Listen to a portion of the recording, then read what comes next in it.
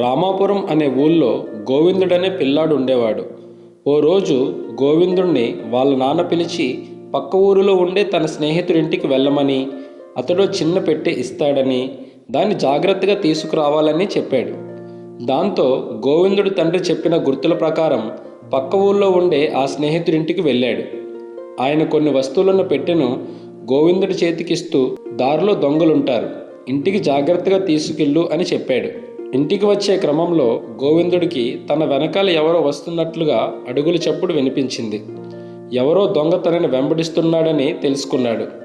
దాంతో భయపడుతూనే కాస్త వేగంగా నడవడం మొదలుపెట్టాడు. ఆ అడుగుల చప్పుడు వేగం కూడా పెరిగేసరికి గోవిందుడికి ఏం చేయాలో పాలుపోలేదు. కొంత దూరం వెళ్ళేసరికి గోవిందుడికి ఒక నది కనిపించింది. దాన్ని చూడగానే అతడికో ఆలోచన వచ్చింది.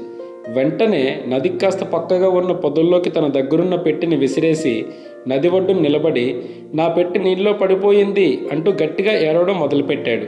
గోవిందుడి వెనకాలే వస్తున్న దొంగ ఎలాగైనా ఆ పెట్టెను తీసుకోవాలనే ఉద్దేశంతో తాను తీసిస్తానంటూ నదిలోకి దూకి వెతకడం ప్రారంభించాడు.